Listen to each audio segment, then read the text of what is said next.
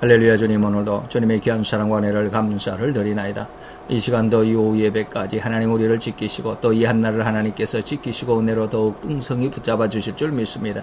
이 시간을 통하여 또한 주의 말씀 앞에 또 우리 앞에 다시 한번 섰사오니 하나님 여호와여, 말씀 앞에 있는 사랑하는 귀한 자녀들 위해 주님 축복하시고 저들에게 말씀의 풍성한 은혜와 온정을 도와시되 아버지 하나님이여, 진정 아버지 새 것과 또 묵은 것을 능히 때를 따라서 내오는 그 집주인과 같은, 그리고 또한 아버지 하나님이여 쌍태를 낳은 아버지 그 어미의 젖과 같이 진정 우리에게 아버지의 신령한 젖을 사모하는 그 아름답고 귀한 심령 속에서 더 풍성히 얻을 수 있을 만큼 아름다운 아버지의 귀한 심령들로 축복하시는 시간 되게 도와주옵소서. 우리가 주의 말씀의 은혜가 무엇인 줄, 그 아버지 하나님의 진리가 무엇인 줄 깨닫는 아름답고 귀한 하나님의 자녀의 심성, 그 귀한 믿음으로 성장하게 하셔서 믿음 안에서 주의 영광의 빛을 드러낼 수 있는 귀한 아버지의 아들로 딸로 잘 성장할 수 있는 시간 되게 도와주옵소서. 오늘도 주님의 사랑으로 말미암아 이 시간 함께 엎드려 부복하여 머리를 조아려 싸우니 하나님이 이 시간 위에 주님 축복하신 줄을 믿습니다. 하나님께서 함께 하신 줄을 믿습니다.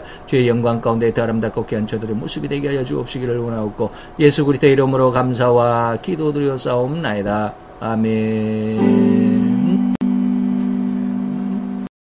자, 우리 성경을 찾겠습니다. 성경 유다서 1장 2절입니다. 유다서 1장 2절 우리 같이 한 목소리로 같이 봉독하도록 하겠습니다. 우리 다 같이 봉독합니다. 긍휼과 평강과 사랑이 너희에게 더욱 많을지어다. 네. 편지처에는 세 가지가 있습니다. 수신자, 발신자가 먼저 있죠. 다시 말해 편지를 보내는 사람, 그리고 수신자, 편지를 받는 사람, 그리고 편지를 받는 사람들에게 항상 이 축복, 이렇게 세 가지가 있습니다. 오늘도 그 축복인데 축복 안에 세 가지가 있죠. 바로 이것이 긍휼과 평강과 사랑인데 이 세 가지의 축복은 하나님께서 부르심을 입은 자, 하나님께로부터 부르심을 입은 자들에게 주시는 축복이다라고 하는 것이죠. 그래서 이 세 가지를 한번 생각을 해보도록 하겠습니다. 그러면서 우리는 이 정통적인 신앙이 어떠한 축복을 받는 것인가라고 하는 것을 생각해 볼 수 있기를 바랍니다.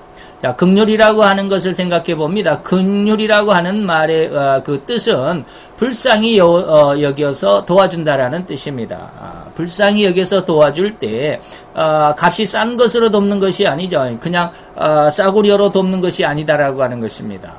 도울 때 이 불쌍히 여겨서 도와줄 때 얼마나 귀하고 값진 것으로 도와주냐라고 하는 것을 그 의미가 달려 있다라고 하는 것이죠. 그래서 값싼 것으로 뭐 새 것이라 할지라도 하찮은 그런 값싼 것으로 돕는 것도 아니고, 또한 쓰고 남은 것, 내가 쓰다가 이제 남아서 그걸로 남을 돕는 그런 것도 아니죠. 또 선심을 쓰듯이 그렇게 외형으로만 또 외식적으로만 또 형식적으로만 생색을 내는 듯이 도와주는 것도 아닙니다.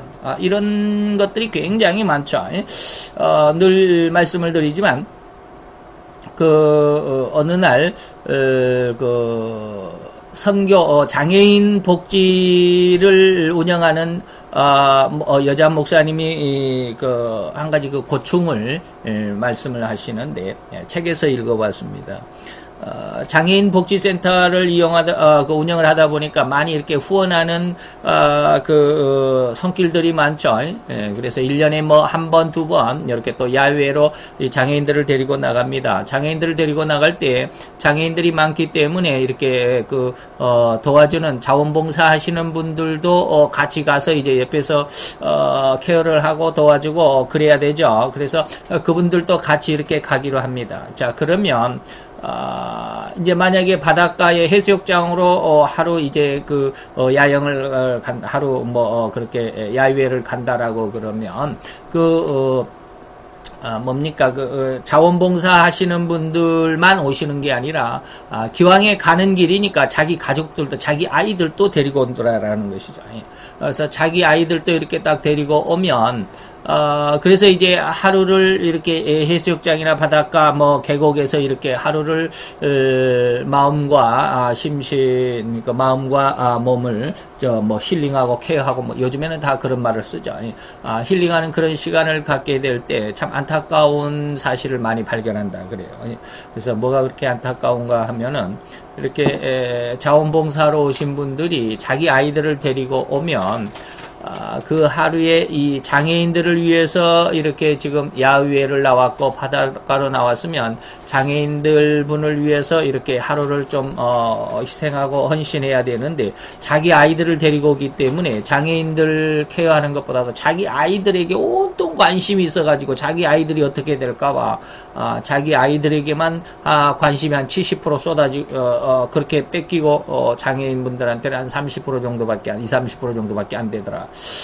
그래서 좀 아쉽다라는 그러한 글을 예전에 한번 읽은 기억이 나요. 이게 뭐냐면 바로 외식, 형식적인 생색내기죠. 전폭적으로 하지 못하고 그냥 하기는 하는데 그것도 뭐 안 하는 것보다 낫다라고 말할 수도 있지만 하기는 하는데 전폭적으로 하지 않고 그냥 설설 하는 것처럼 그렇게 느껴질 때 참 안타깝죠. 그래서 심혈을 쏟아서 도와준다라는 말이 바로 이제 이 긍휼인데 긍휼 휼자가 뭐냐면 마음심변의 피혈자입니다. 그래서 심혈 마음과 피를 다 쏟아서 이 말이죠. 다시 말하면 마음과 피를 나누어주는 희생적인 의미로 도와주고 돌봐주고 오로지 헌신하고 사랑으로 도와주는 것을 의미하는 것이 바로 긍휼입니다. 삼위일체가 되신 우리 하나님께서도 우리 인간들에게 긍휼을 베푸셨는데 바로 이때 이 긍휼이 바로 그런 것입니다. 성부는 우리에게 긍휼을 베푸셨을 때 하나밖에 없는 독생자를 우리에게 주셨습니다. 요한복음 3장 16절이죠.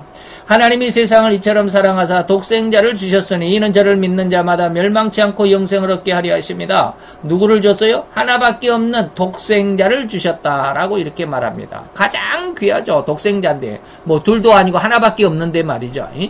이것이 바로 가장 값진 것을 주시는 긍휼의 마음의 표본이다라고 하는 것입니다.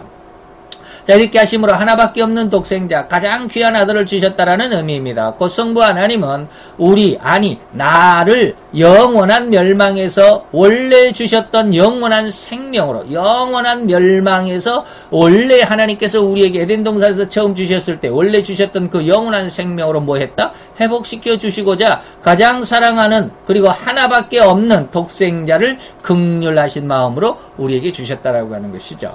성자 예수님이 우리 인간들에게 긍휼을 베푸실 때 어떻게 했느냐면 자기의 생명을 주셨습니다.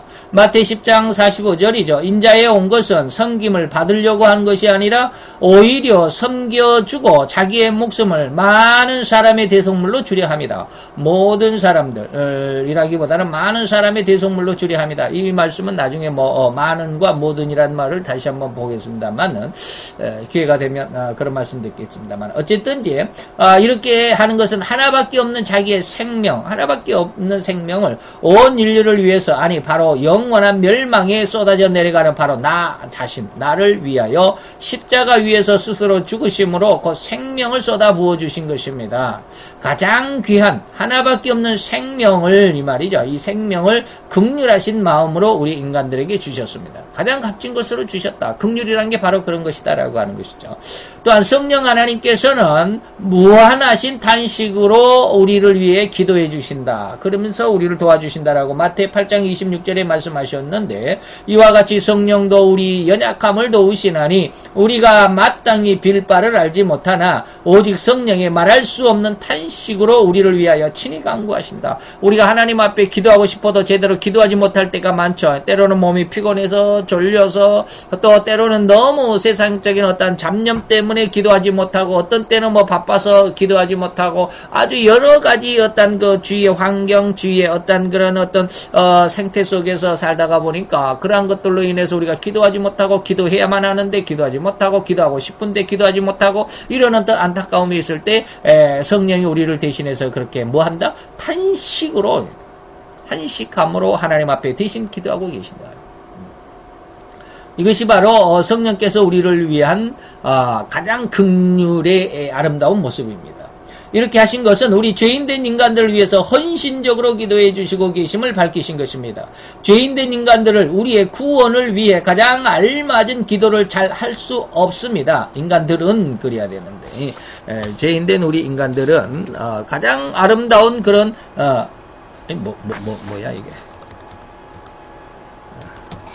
죄인들은 우리 자신들의 우리 구원을 위해서 가장 좋은, 가장 알맞은, 가장 귀한 그 하나님의 뜻에 맞는 그런 기도를 할 수가 없죠. 그래서 하나님 곁에서 항상 우리의 기도를 대신해서 하나님께 드리는 그런 상황이 바로 오늘 여기서 말하는 로마서 8장 26절이다라고 하는 것입니다. 이때 성령님 우리를 기도할 때 가장 깊은 곳인 성령님의 마음 중심에서 우러나는 탄식으로 우리를 위해 기도하고 계시다. 그래서 특히 이 본서는 이단들의 유혹이 심할 때에 주신 말씀입니다. 마지막 때에 너무 그 이단들, 정말 그 복음 같은, 정말 올바른 것 같은, 정말 성령의 역사 같은 그러한 정말 그럴 것 같은 그럴싸한 그러한 모습으로 이단들의 어떤 신앙의 이상들의 어떤 그 생태의 이단들의 어떤 그런 그 능력과 기사 이적 방언들 이러한 것들로 너무 가득 차 있는 오늘날도 역시 마찬가지지만. 옛날 유다가 이 유다서를 쓸 때 예수님 당시겠죠. 예수님이 이제 돌아가시고 안 계시지만 그때 당시 1세기 정도의 그러한 시대에도 이렇게 이단들이 너무 득식을 거렸다 이 말이죠.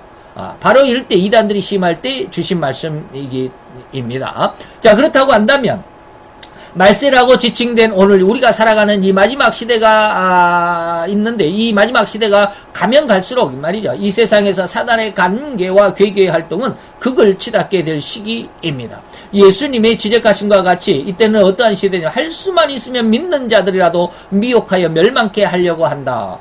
그래서 사단이 그렇게 아주 안다라는 상태를 경고하셨고 베드로를 이란 때를 똑같이 이야기했죠. 사자같이 울며 삼킬 자를 찾아다닌다라고 베드로전서 5장에 말씀하고 있습니다. 이와 같은 표현은 이 마지막 때에 얼마나 극심한지 말이죠. 이 세상이 얼마나 극심하고 얼마나 흉악할 것임을 경계하고 있습니다. 이러할 때 오늘 유다서가 정통적인 신앙이 이러한 것이고 이단적인 신앙은 이러한 것이다라고 밝혀주기 위해서 이 성경이 기록이 됐다 이 말입니다. 자, 그러므로 부르심을 입은 자들에게는 뭐가 있어야 돼? 긍휼이 하나님께서 우리를 이렇게 삼위 하나님께서 우리를 위하여 주신 그 긍휼하심의 그 모습이 더 강력해야 됩니다. 이 마지막 시대는 너무너무 더 악하기 때문에 이러한 시대를 이겨갈 수 있는 힘이 필요하더라 이 말입니다.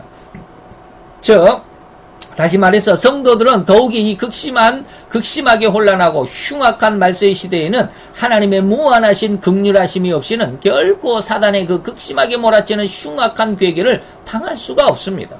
절대적으로 하나님의 긍휼이 필요할 뿐이다 라고 하는 것입니다. 이거 잘 한번 기억을 하여 주시면 하나님 앞에 믿음으로 기도하러 나가는 담대함을 얻을 수 있습니다. 하나님이 지금 우리 시대에는 이렇게 험악한 시대이기 때문에 하나님께서 더 강력하게 물붓듯이 성령을 부어주겠다라고 하는 약속이 있다라고 하는 것도 또한 기억을 하면서 그러한 하나님의 은혜 앞에 그 약속 앞에 강력하게 담대하게 나갈 수 있는 그런 믿음의 시간들이 또 기도의 시간들이 필요하겠다라고 하는 것입니다. 자, 그러한 하나님의 긍휼을 입은 자들은 다른 일을 위해서는 오히려 또 하나님이 우리를 위해서 희생한 것처럼 또 다른 내 상대방을 위해서 자신을 희생하면서 심혈을 기울일 수 있는 긍휼의 생활을 합니다. 그래서 긍휼히 여기는 자는 긍휼히 여김받는 귀한 은혜가 있다라고 이렇게 마태 5장에서도 말하고 있죠. 자, 예수님의 가장 귀하고 복음의 핵심 산상수훈에서도 바로 방금 말씀드린 마태 5장 7절에 보면 긍휼히 여기는 자는 긍휼히 하나님 앞에 여김을 받는다라고 하는 말씀은 이웃을 위해 나눠줄 수 있는 그런 마음이나 믿음이 될 것이다 라고 하는 그런 성도 그런 신앙이 되어야 한다라고 하는 것이죠. 자, 사도 요한은 요한 1서 3장 16절인데 그가 다시 말하면 예수가 우리를 위하여 십자가에서 목숨을 버리셨으니 우리가 이로써 그가 우리를 사랑했던 그 사랑을 알고 우리도 또한 내 형제들 내 이웃들을 위하여 목숨을 버리는 것이 마땅하다. 이것이 바로 뭐예요? 긍휼을 입었다면 긍휼의 생활을 할 수 있는 자가 되어야 된다라고 하는 것이죠. 우리가 하나님 앞에 긍휼함을 얻었다라고 하는 것을 느끼는 것이 적은 만큼 이웃을 위해서 사랑하지를 못하는 그런 모습이죠. 그래서 많이 용서를 받는 자가 많이 사랑한다. 적게 용서받은 자가 적게 살아간다라고 하는 그런 말씀도 있죠. 자, 그러나 가만히 들어온 사람들, 다시 말해 이단들이죠. 그 성령이 없는 이단자인 거짓 선지자들은 자기들의 생명과 재산을 희생하는 자들이 아니고, 아까 우리는 이러한 은혜를 얻었으면 긍휼히 여김을 받았으면 이웃을 위해서 나눠줄 수 있는 마음, 그것도 그런 믿음이 된다라고 그랬는데, 이단자들은 결코 그러지 않습니다. 자기들의 생명과 자기들의 재산을 희생하는 자들이 아니고 오히려 자기들의 야욕을 위해서 다른 이의 생명과 재산을 착취하고 노리고 있다 이 말이죠. 그리고 하나님과 교회와 인류를 위한다고 하는 미명 아래 명예와 이권과 지위를 쟁취하는 일에 혈안이 되어서 방법을 가리지 않는 이러한 생태, 이러한 모습으로 살아갑니다. 자, 긍휼이 없다라는 의미는 참으로 시쳇말로 하면 무자비하다라는 의미입니다. 상대가 어떠한 어려움과 고난을 당하는 것에는 결코 관계하지도 상관하지도 않습니다. 오히려 자기들의 이권과 야망 달성을 위해서 추구하고 그로 인해서 이웃과 상대방이 다친다 할지라도 전혀 관계하지 않습니다. 세상의 모든 이웃하는 상대는 오로지 자기의 성공을 위한 도구고 재료가 될 뿐이다라고 생각합니다. 그래서 아나무인이 되는 것이죠. 예? 우리는 절대로 그러한 자가 되지 않아야 할 것이며 또한 그런 자들에게 미혹을 받지도 않아야 됩니다. 진실한 성도와 진실한 종이 되는 이들은 긍휼이 없는 저들의 핍박을 오히려 받게 될 것입니다. 세상은 너무 악하기 때문에 진리대로 살려면 그들의 공격을 받을 수밖에 없죠. 그래서 내가 저들에게 괜히 까닭 없이 미움을 받는다라고 예수님도 말씀하셨습니다. 자, 두 번째 평강에 대해서 한번 생각을 해봅니다. 평강은 세상의 평강이 아니라 하나님의 평강이고 이것은 그 진리의 평강을 의미합니다. 자, 이단이 많을 때에는 부르심을 입은 자들에게 있어야 할 축복 중에 하나가 바로 뭡니까? 평강입니다. 그런데 이 평강을 둘로 나눕니다. 첫째는 세상이 주는 평강이 있고 둘째는 하나님이 주신 평강이 있습니다. 세상이 주는 평강은 근심을 겸하여 준다. 오늘 또 최순실 씨가 예전에 했던 말 한마디가 또 뉴스에 나오더라고요. 예전에 이러한 일을 하게 되면 옆에서 자꾸 좀 어려움이 있지 않겠습니까? 라는 그런 어떤 말을 했던 사람들이 있었던 것 같아요. 그래서 그런 말을 들을 때마다 최순실 씨가 하는 말이 정권이 바뀌지 아니하면 까딱없다. 박근혜 씨가 대통령이 되어 있는 한, 그리고 그의 어떠한 그 줄기를 받아서 정권이 계속 유지가 된다면, 우리가 하는 일은 까딱없이 들통나지 않을 거야. 그런 뜻으로 됐다고 해서 좀 문제가 됐다고 뉴스에 나오던데, 그들의 어떠한 평강은 근심이죠. 근심입니다. 그러나, 세상이 주는 평강은 그런 근심이 있지만 그래서 영원성이 없죠. 그리고 마지막 때는 심판을 받게 되는 그래서 세상이 주는 근심의 특징 세 가지를 보면 근심이 있고 영원성은 없고 심판을 받게 된다라고 하는 것이죠. 영원성이 없는 이 세상의 평강은 외형적으로는 엄청난 축복일 수 있습니다. 그러나 그 이면에 도사리고 있는 악한 독사의 독과 같은 악랄한 결과는 인간적이고 육신적인 악목으로는 결코 그것을 헤아려 볼 수가 없죠. 그래서 머지않는 날에 머지않는 시간에 실로 상상조차 할 수 없을 정도로 악한 상황에 빠지게 될 뿐입니다. 축복이라고 생각하는 그때는 감히 이 악한 상황을 결코 생각조차 시체말로는 꿈에도 생각하지 못합니다. 그 축복과 영광과 성공의 삶이 영원히 존속할 것이라고만 여겨지고 그것을 믿고 그렇게 생각할 뿐입니다. 자, 세상에 주는 평강의 특징이 바로 이것입니다. 곧 잘 되는 것만 같지만 결코 결말이 없습니다. 결말이 있다면 단지 그 결말은 반드시 멸망이고 처참한 실패를 맞을 것이라는 것이 결코 틀림없는 완벽한 사실입니다. 라고 하는 것이죠. 그래서 우리가 수고하고 노력하고 애쓴 그런 노력의 결과가 잘못된 곳으로 사용됨으로 인해서 이러한 악한 결말에 떨어져서는 안 되겠죠. 오늘 우리 앞에 현직 장관으로서 지금 죄 때문에 구속이 되어 있는 여자 조모 장관이 어떤 사람이 이야기를 하는데 굉장히 엘리트 그런 코스를 밟았더라고요.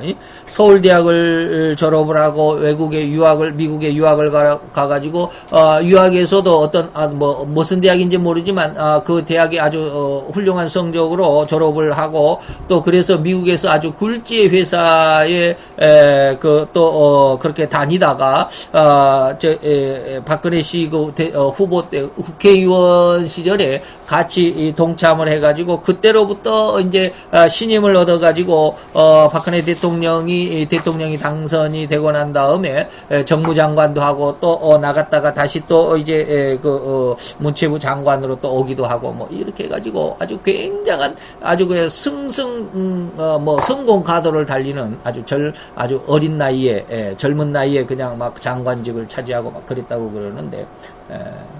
정말 타의 추정을 풀어할 정도로 엄청난 성공의 길을 갔었죠. 그런데 지금은 완전히 몰락해버린 그런 사실 뿐이죠. 바로 이런 것이죠. 결말이 있다면 오직 멸망과 처참한 실패뿐이다. 그러나 하나님의 평강은 이러한 근심이 없습니다. 그리고 영원합니다. 그리고 실패가 아닌 영광을 받습니다. 심판이 아닌 영광을 받습니다. 하나님의 평강은 이 세상에서는 상당히 바보스러운 것만 같죠. 곧 모든 상황에서 실패만 있고 지기만 하는 것 같고 영광이 결코 없을 것만 같습니다. 그러나 절대로 그 실패나 지는 상황이나 굴욕이라고 하는 것조차도 조만간에 반드시 오히려 신원을 받는다. 보상을 받는다 이 말이죠. 그래서 오히려 성공과 승리와 영광으로 결말을 얻게 될 것입니다.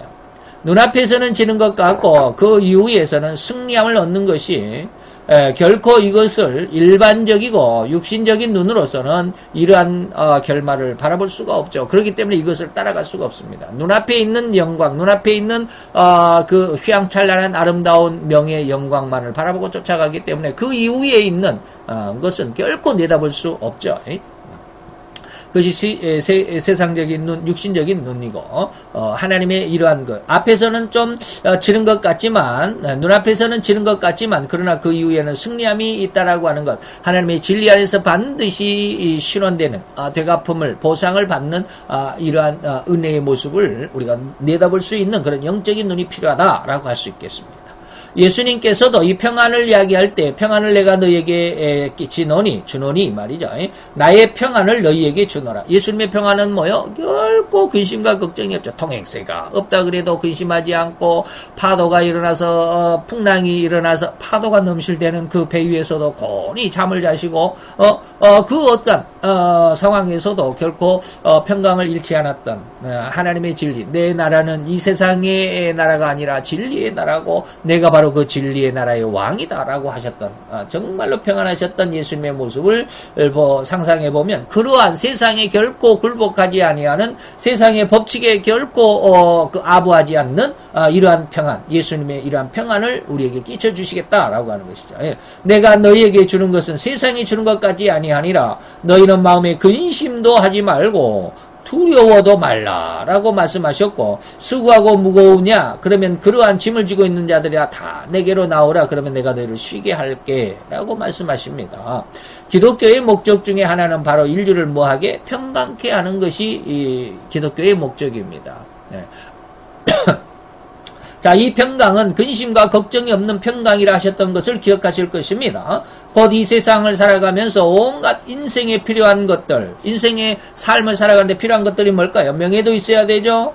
많은 재물도 있으면 잘 먹고 잘 살기도 하겠죠. 안락하게 살고 싶기도 하죠. 더 큰 집, 더 넓은 집, 더 평안한 집. 그리고 여기저기 부담도 없이 또 꺼리낌도 없이 여행도 다니고 싶고 내 마음대로 이것저것 모든 것을 하면서도 결코 그 누구의 눈치도 볼 것도 없는 내 마음대로 하는 이 말이죠. 가장 자유자재한 삶을 꿈꾸는 것들을 다 이루는 것이 근심과 걱정이 없는 삶일 것이라는 의미로 받아들여서는 결코 안 됩니다. 좀 말이 앞에가 길어가지고 이게 도대체 뭔 말인가 했는데 결과를 보면 뭐요? 그러한 것을 꿈꾸지 마십시오 라고 하는 겁니다. 예. 명예를 얻는 것 꿈꾸지 마세요. 많은 재물을 얻는 것도 근데 좀 재물이 없으면 힘들고 불편하고 재물이 있으면 편리할 수는 있어요. 그래서 우리 아들도 나중에 돈을 많이 벌면 거기에 빠질까 지금부터 많이 우려됩니다. 그리고 또 뭐 안락하게 살고 싶다라고 하는 것 좀 그래요. 우리도 집이 좀 좁으니까 좀 넓게 주방도 그냥 텔레비 보면 주방이 앞뒤로 이렇게 돼 있는 것도 있더라. 그런데도 좀 한번 살아보고 싶고 그러면 얼마나 좋을까라는 생각도 하지만 그런 생각을 받아들이지 말자. 이런 것이 뭐예요? 세상적인 어떤 편리함 속에서 내가 하나님을 잃어버릴 수 있는. 그렇다고 해서 이러한 삶을 사는 사람들이 다 이렇게 세상적이다라고 말할 수는 없지만 어쨌든지 거기에 욕심을 내서는 안 된다. 그러한 세상적인 요건들, 삶을 살아가는 필요 조건들로 인한 것에서의 평강은 하나님께서 주시는 평강의 의미는 아닙니다. 세상의 어떤 조건에 의해서 내가 편히 사는 것이 이것이 하나님께서 내게 주신 평강이다라고 말할 수 없다라고 하는 것입니다. 그러면 그 평강이 어떠한 것이냐? 하나님이 주신 것은 곧 앞에서 언급한 그렇게 얻고 싶어하는 인생에서 절대적으로 필요한 모든 것들 얻음으로써의 평강이 아닙니다. 하나님의 평강은 영광의 평강입니다. 다시 말하면 이 세상에 필요 조건들이 없을지라도 그러죠. 근데 이러한 삶을 살아가는 게 그렇게 쉬운 게 아니에요. 정말로 쉽지 않더라고요. 아무리 하나님 앞에 이런 것을 원하면서 기도하고 간구할지라도 잘 얼른 주어지지 않습니다. 다시 말하면 신앙의 훈련이 그만큼 강도가 있어야 된다라고 하는 거예요. 뭐 조금 기도한다고 해서 하나님께서 푹 주고 또 조금 기도한다고 해서 하나님께서 푹 주고 그러면 이 은혜가 굉장히 쌍거리가 돼버리거든요. 성도들이 내가 기도하는 것마다 다 하나님이 이루어 주신다 그러면 하나님을 결코 인정하지 않습니다. 희한하죠. 내가 기도하는 것마다 하나님이 다 들어주시면 그 하나님이 정말로 훌륭하다고 내가 정말로 귀하다고 여길 것 같죠. 절대로 그러지 않습니다. 내가 구하는 것마다 하나님이 다 들어주시면 결국 처음에는 무지하게 좋습니다. 처음에는 무지하게 좋을 것 같지만 계속 이것이 반복되다 보면 하나님을 굉장히 가치 없는 분으로 여겨버립니다. 그리고 하나님을 무시합니다. 인간의 습성이 그래요. 남자들과 남녀간의 청년, 처녀들의 그 연애하는 것도 역시 마찬가지입니다. 남자가 다가갈 때, 남자가 먼저 다가가겠죠. 남자가 먼저 다가갈 때 여자들이 그냥 옳다구나 하고, 그래요, 이래버리면, 남자들이, 이게 상상하지 못했던 그런 결과를 맞이하면 벙 떠버리고 자기가 원해서 다가갔지만 한 번에 그냥 같이 이렇게 쉽게 말하면 자기의 작업에 넘어오면 남자들은 괜히 이상한 생각을 하거든요. 이게 뭐야? 이렇게 싼 여자였어? 라고 생각하기가 거의 대부분이다. 그러니까 남자들이 이렇게 다가갈 때 여자들이 조금 뭐라 그럽니까? 내숭을 떤다라고 그렇게 얘기를 하잖아요. 튕기고 그러면 튕겨가는 맛에 더 잡으려고 하고 더 잡으려고 그래야 그런 모습 그런 삶 속에 그러한 어떤 이렇게 티격태격하면서 이제 사랑을 키워가는 것이 더 강력할 수도 있다라고 하는 이제 세상적인 물론 그런 모습도 없지 않아 있습니다. 어쨌든지 자 세상에 이런 그 필요 조건들 삶을 내 육신의 생명을 연장시켜가는데 유지하는데 필요한 것들 많은 것들이 있죠. 돈도 있어야 되고 뭐 집도 있어야 되고 뭐 차도 있어야 되고 뭐 이런 것들이죠. 없어서는 안 될 것들이에요. 그런데 이런 것이 없을지라도 결코 비굴할 수 없는 너무도 평안함으로 이러한 삶의 필요 조건들 그 자체들까지라도 이길 수 있는 귀한 힘 그러한 능력이 바로 하나님이 주시는 평강입니다. 여러분들이 혹시 이 하나님의 평강이 이해가 되는지 모르겠어요. 저는 이거 처음에는 굉장히 이해를 못했습니다. 말은 들을 수 있습니다. 말은 들을 수 있고 그것을 듣고 그렇구나라고 고개를 끄덕일 수는 있어요. 근데 그것이 절대로 우리 뇌리 속에 박히지를 않습니다. 인식이 안 되더라는 거예요. 그러나 어느 한순간에 은혜가 주어지면 이것이 인식이 되어집니다. 그래서 이게 하나님의 평강이구나. 세상이 주는 평강이 그래서 이러한 것이고 하나님이 주신 평강이 이러한 것이고 그래서 지금 여기서 앞에서 이렇게 제가 이렇게 파란 글씨로 여기만큼 썼던 이러한 것들이 거의 제 마음속에서 실체적으로 경험되어진 내용들입니다. 이게 결코 잘 되지 않거든요. 지금도 완전히 이루어지지 않았지만 하나님 앞에 강구를 했지만 아직까지 잘 이루어지지 않고 있습니다. 다시 말하면 내 신앙의 훈련이 더 강도가 세게 또 기도의 강도가 더 세게 하나님 앞에 더 성장해야 된다라고 하는 것이죠. 아직은 하나님이 내게 은혜를 응답을 주시지 않았다라고 하는 것은 아직은 하나님께서 응답을 주실 만한 그러한 강도, 그러한 신앙의 아름다움, 그러한 어떤 고차원적인 그러한 신앙으로 성장하지 않았겠다라고 하는 그런 결과이기도 합니다만은 어쨌든지 세상에 이러한 아주 자유자재한 이러한 삶을 살아가는 이러한 것들에 대해서 이것이 하나님의 축복일 수도 있습니다. 어떤 의미에서 보면. 근데 그것이 중요하지 않다. 그 축복이 중요한 것이 아니라 무엇이 중요하다? 하나님 자체가 중요하다. 축복의 주인이신 하나님 자체. 그래서 쉽게 말하면 감나무가 있으면 거기 감나무에 열린 감이 중요하기는 하지만 감보다도 더 중요한 게 뭐다? 감나무 자체다. 그런 것처럼 우리에게 축복이 중요하기는 하지만 축복보다는 더 그 축복의 주인이신 하나님을 더 우선적으로 받아들이고자 하나님이 내게 임재시키고자 하는 그런 간절함이 있어야 된다라는 그런 의미에서 지금 말씀을 드리는 겁니다. 자, 그러죠. 그래서 이런 하나님이 주시는 평강을 얻을 수 있도록 간절하게 구하고 기도하는 성도님들이 되시기를 바랍니다. 자, 그런데 이단자들은 하나님이 주신 이러한 평강보다도 세상이 주는 평강을 얻으려고 합니다. 세상의 부귀와 명예와 권세와 이권, 그래서 더 큰 교회, 더 엄청난 수의 그 성도들과 그리고 헌금 액수들, 이런 것들로 인해서 목사님들이 대외적으로 판공비도 더 늘어나고, 그래서 많은 사람들에게 후하게 모든 선교 활동을 할 수도 있는, 이것이 그러한 모습이 성공한 목회라고 생각하고 있습니다. 그렇게 하면 좋기는 하더라고요. 제가 못하니까 안타깝기도 하고 그러는데, 바로 이것이 뭐냐면 세상보다는 하나님보다는 세상의 그런 평강을 더 원하고 있는 그런 모습이다. 왜냐하면 이 세상의 평강은 얼핏 보기에는 이 세상에서 명예를 얻음이고 또 무사람들에게 부러움이 대상이 되는 것이기 때문이기도 합니다. 이 세상에서 권세를 얻음으로 세상의 무사람들을 발 아래 놓을 수도 있을 것이고 마음대로 이리저리 수족처럼 부릴 수도 있는 그러한 권세이기 때문에 그것을 얻은 사람이 성공했다라고 할 수도 있습니다. 그렇게들 이 세상에서의 명예와 권세를 얻으려고 안다라고 혈안된 삶을 살아가는 것입니다.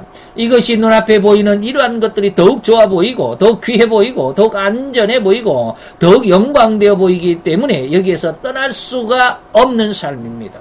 절대로 이것은 이미 에덴에서 첫사람 아담과 하와를 꾀이던 사단이 그렇게 온 인류에게 완벽하게 장악한 심성의 열매, 곧 죄의 열매인데 이것을 우리는 죄성이라고 하는 것, 이걸 결코 부정할 수 없는 것이죠. 이것 좀 이해가 되셨으면 좋겠어요. 자, 그러나 부르심을 입은 자녀들은 이 세상의 그러한 즐거움을 뭐한다? 분토같이 내버리고 하늘의 평강을 누리고자 원합니다. 그리고 그렇게 누려 살아갑니다. 그렇기 때문에 이 문안의 축복에서 이러한 평강이 더하라고 축복하는 것이 가장 정통적인 신앙 안에 있는 자들에게 대한 축복이다.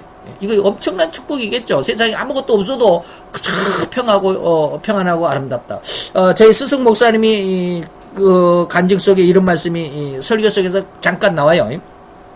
옛날 일제시대 때 동방요배 그리고 신사참배를 안 하면 뭐 감옥에 가두고 막 그랬는데 동방요배라고 하는 게 있습니다. 하루에 뭐 시간이 몇 시가 되면 동쪽으로, 다시 말해 우리나라에서 동쪽은 일본이죠. 일본이 신사가 있는 쪽으로 꼭 이렇게 낮 12시가 되면 사이렌이 울리면 이렇게 뭡니까? 이거 묵념이 아니라 이걸 절을 해야 되는데 90도로 이렇게 딱 꺾어서 이렇게 절을 한답니다. 이게 동방요배랍니다. 허리요자 경배할 배자거든요. 이게 동쪽을 향해서 허리를 굽혀서 이렇게 딱 경배하는. 그래서 이러한 것을 동방요배를 해야 그날 식권이 나왔답니다. 그래서 그날 식권을 가지고 가서 배급소에 가면 이제 쌀을 하루치를 주게 되고, 또 그 다음날은 또 동방요배를 해야 하고 나서 돌아 나오면서 식권을 받아서 또 쌀을 가서 타오고 그랬답니다. 그런데 동방요배를 안 하면 거기에 식권을 탈 수가 없죠. 식권을 탈 수가 없으니까 쌀을 얻을 수가 없어서 이제 배를 골게 됐어요. 그래서 어느 날 저희 스승 목사님은 어머니 뱃속에 그 잉태되어 있을 때 아버지가 돌아가셨다고 그래요. 그래서 자기는 세상에 나올 때 이미 아버지가 안 계셨기 때문에 아버지 얼굴을 한 번도 본 적이 없고 알지도 못한다라고 그러는데, 그래서 자기 할아버지 밑에서 이제 자랐는데, 할아버지가 우리나라의 사이에서 처음 기독교가 들어온 이후로 그 아주 신앙이 좋았던 장로님 중에 한 사람이래요. 그래서 그 할아버지의 신앙을 아주 잘 이어받으신 분이 저희 스승 목사님이신데, 어느 날, 그 소년 시절에 그랬던 모양이죠. 소년 시절에 뭐 12살 때 이미 성경을 다 외웠다고 할 정도로 아주 성경만 파고 살았던 분인데, 아마 그때 소년쯤 되었던 시대에 어느 날, 어머니가 그러시더래요. 하도 이제 먹을 것이 없으니까 아들에게 머뭇머뭇 하면서 그러셨대요. 정원아, 우리도 동방요배를 해야 그 식권을 받아오지 않을까라고 한번 이렇게 바느질을 저 울목에서 바느질 하시면서 그런 얘기를 넌지시 하시더래요. 그래서 이제 12살 된 저희 스승 목사님이 그랬대요. 어머니, 동방요배를 하면 식권을 얻는데 하나님께서는 쌀을 안 주실 겁니다. 근데 하나님께 쌀을 얻으려면 우리가 가만히 있어도 하나님 결코 우리를 굶겨 죽이시지는 않을 겁니다. 라고 해가지고 동방요배를 안 하고도 지금까지 잘 살았다라고 그런 그 말씀을 하시던데, 바로 우리들은 그렇죠. 세상의 것을 놓으면 우리는 죽을 것만 같아요. 저도 역시 그런 그 압박감에서 아직은 완전히 자유롭지 않습니다. 그래서 제가 지금도 교회도 없는 상황 속에서도 또 아무것도 없으면, 그 직장도 없으면, 수입이 없기 때문에 우리 가족을 어떻게 먹여 살까 하는 그런 어떤 두려움 때문에, 부담감 때문에 아직도 직장을 하고 다니고는 있는데, 이제 3월 말인데 지금 굉장히 고민스러워요. 그만두고 하나님의 말씀대로 지금 계속해서 하나님께서 주신 은혜가, 지금 요즘에 주신 은혜가 그의 말씀대로 산다. 저희 스승 목사님의 그 간증, 그 짤막한 간증이 지금도 머릿속에 계속 마음속에 남아있어요. 도대체 내가 그런 신앙까지, 그런 믿음까지, 내가 하나님의 말씀으로 산다라고 하는, 하나님의 말씀으로 살 수 있을까? 하나님의 말씀으로 살면 정말로 사라질까라고 하는 그러한 것을 실체적으로, 내 삶 속에서 실체적으로 경험이 된다면, 나는 하나님의 말씀 속에 내가 그 말씀으로 산다라고 하는 그 은혜 때문에 내가 직장이 없어도 하나님의 말씀으로 살아가기 때문에 하나님께서 모든 것을 이끌어 간다라고 하는 그런 어떤 자신감, 그 실체적으로, 이게 이론이 아니라, 그렇게 믿는 것이 아니라 그냥 그게 믿어지는 거예요. 이것이 정말로 정통적인 신앙의 축복이거든요. 아무것도 없어도. 그래서 저희 스승 목사님은 그렇게 동방요배를 안 해도 지금까지 잘 먹고 잘 살았다. 그래서 96세가 돼서 이제 소천하시고 지금은 안 계시지만, 어쨌든지 이러한 그 평강, 하나님이 주신 평강 안에서 아름답고 귀한 삶을, 그래서 그분은 그 많은 교회가 없어도 전혀 그 근심 걱정도 안 하시더라고요. 그래서 교회가 없는데도 불구하고 이제 또 강해를 뭐 여기저기서 하다 보면 또 많은 사람들, 몇 사람들이 모여갖고 교회에 하나 얻어가지고 또 우리 같이 신앙생활 합시다 해갖고 또 교회가 되고, 거기다가 또 어떤 사람들이 와가지고 또 그 교회를 또 밑에 있는 그 제자들 또 다 스승 목사님 같지 않기 때문에 또 욕심 있는 분들도 없잖아요, 있어요. 그래가지고 그분들끼리 또 분란이 되면 또 교회 넘겨주고 또 따로 나와가지고 또 새빵살이 하고 뭐 그러시더라고요. 그러면서도 결코 근심이나 걱정이 없는, 자기 전 재산이 한 1조가 넘는 재산도 다 재단을 만들어서 다 넘겨주고 돈 한 푼 없이 그냥 나오기도 하시고, 야, 저런 삶을 어떻게 할 수 있을까? 이게 바로 인간의 심성으로서는 절대 안 됩니다. 하나님의 평강이 아니면 절대로 이룰 수가 없습니다. 자, 그래서 그 정통의 축복인 이 평강을 누리는 것이 얼마나 큰 것이다라고 하는 것을 제가 요즘 이제 가끔씩 이제 이해가 되어 가는 거예요. 그래서 그것을 구하려고 지금도 애쓰지만, 이제 뭐 한 2달이 안 남아, 1달 반 정도밖에 이제 안 남았지만, 하나님 앞에 지금 많이 기도하고 있습니다. 그래서 그 하나님 앞에 이 평강을 주관하는 그 내면의 의미는 실로 이러한 천례적인 평강, 하나님께서 주시는 하늘에서 주시는, 하늘에서부터 오는 이 말이죠. 그 천례적인 평강, 이 세상의 평강과는 그 실제와 내용까지도 다른 영원한 평강을 수신자들에게, 이 편지를 받는 자들에게, 이 성경을 공부하는 자들에게, 그리고 그 상대에게 축원하는 것이 바로 오늘 긍휼과 평강이 너에게 말을지어다.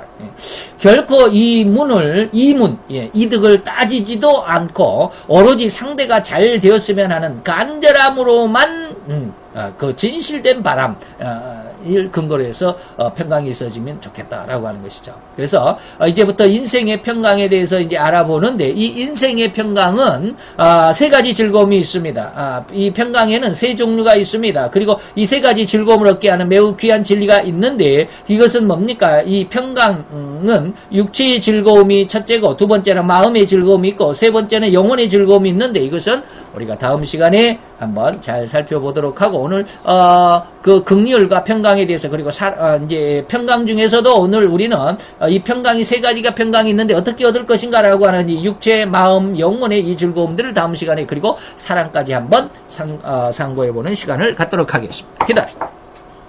할렐루야. 주님 여호와여, 주께 감사를 드리나이다. 주의 영광 앞에서 귀하고 아름다운 하나님의 백성들, 저들의 심령 속에 오늘 이 시간 아버지의 정통적인 신앙 안에서 정통적인 축복이었다는 것인가를 알게 하시는 첫 시간을 가졌나이다. 하나님 여호와여, 이제 우리로 인하여서 정말로 하나님의 긍휼이 그 어떠한 의미고, 우리에게 그 긍휼의 은혜가 왔을 때 어떠한 삶으로 살아갈 수 있을 것인가, 또 평강이 어떠한 것이며 평강이 우리에게 주어졌을 때 어떠한 생태와 어떠한 모습으로 살아갈 것인가를 생각해 보았사오니, 이것이 이론적으로만 아버지는 우리에게 소용되고 이론적으로만 그치는 것이 아니라, 이제는 이론이 이제는 실제가 되게 하시고, 삶 속에서 전체적으로 그리고 체휼하며 긍휼의 그리고 평강의 삶을 살아가는 귀한 주의 진정한 아들과 딸들, 귀한 신앙의 성도들이 되게 도와 주시옵소서. 그 결말까지 우리를 잘 인도하며 이끌어 주옵시기를 원하옵고, 예수 그리스도의 이름으로 감사하며 기도하여 싸움나이다. 아멘.